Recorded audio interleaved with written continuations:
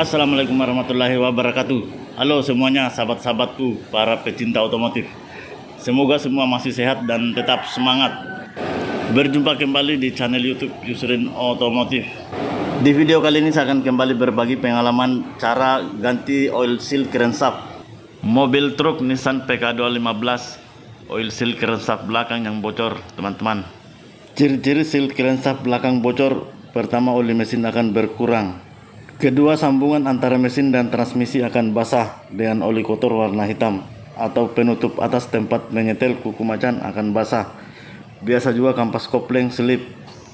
Kalau seal transmisi yang bocor berarti oli transmisi yang berkurang dan oli mesin otomatis tidak berkurang. Dan juga di bagian shaft ini akan basah ya, karena kebocoran oli transmisi akan lewat sini, teman-teman. Baik teman-teman, seal crankshaft akan dilepas terlebih dahulu. Cara melepas seal crankshaft biasa pengalaman saya dengan cara dicungkil ya, memakai obeng min. Sebenarnya cara ini tidak dianjurkan karena mungkin akan merusak pinggiran housing atau crankshaft, tempat berputarnya seal crankshaft ya teman-teman. Oke sahabatku semuanya, untuk sahabat-sahabatku yang belum subscribe silahkan di subscribe ya, dan nyalakan loncengnya.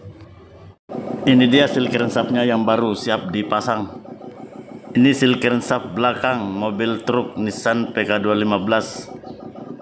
Langsung saja dibuka dari kemasannya seal crankshaftnya. Baik sahabatku semuanya, seperti apa prosesnya, simak terus videonya sampai selesai.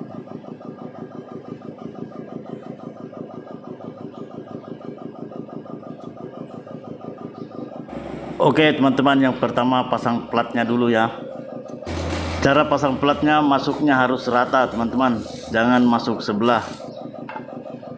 Setelah itu diketok memakai palu secara perlahan-lahan. Selanjutnya dibetel memakai obeng min dengan cara perlahan-lahan juga ya. Betelnya harus keliling biar masuknya rata. Saya sudah sering melakukan dengan cara seperti ini dan hasilnya aman. Yang penting caranya hati-hati dan perlahan-lahan. Dan proses ini yang paling harus diperhatikan menurut saya ya, yaitu diukur memakai sigmat atau jangka sorong. Yang diukur jarak plat tadi ya, dengan bibir luar dari crankshaft. Itu ukurannya harus rata kelilingnya teman-teman. Jadi untuk mengetahui jarak dari platnya sebelum dilepas seal crankshaft harus diukur terlebih dahulu. Dari ukuran itulah kita bisa dijadikan patokan saat pemasangan seal crankshaft yang baru. Cara ukurnya harus keliling ya teman-teman. Apabila masih ada yang belum rata ukurannya, silakan diketok kembali memakai obeng min biar hasilnya merata. Setelah diketok perlahan-lahan memakai obeng min, silakan diukur kembali memakai sigma atau jangka sorong. Apabila ukurannya belum merata, silakan dilakukan berulang sampai mendapatkan hasil yang rata atau ukuran yang rata. Baik sahabat-sahabatku semuanya, para pecinta otomotif, jangan lupa di subscribe dan nyalakan loncengnya. Jadi cara mengukurnya itu seperti ini ya teman-teman. Cara menempatkan sigma atau jangka sorong.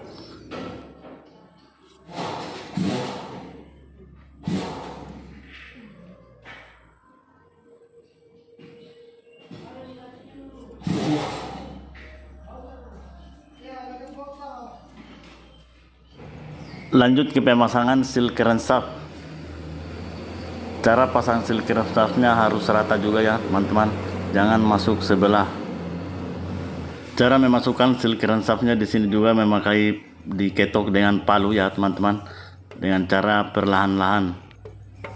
Ini cara sesuai pengalaman saya ya, dan cara ini sudah sering saya lakukan, hasilnya aman.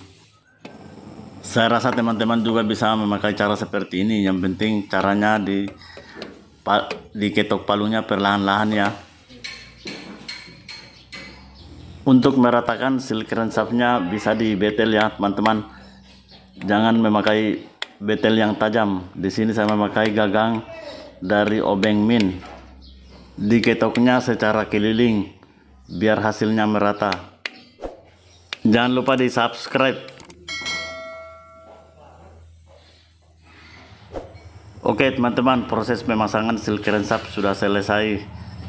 Semoga video ini bermanfaat untuk teman-teman semua. Salam otomotif.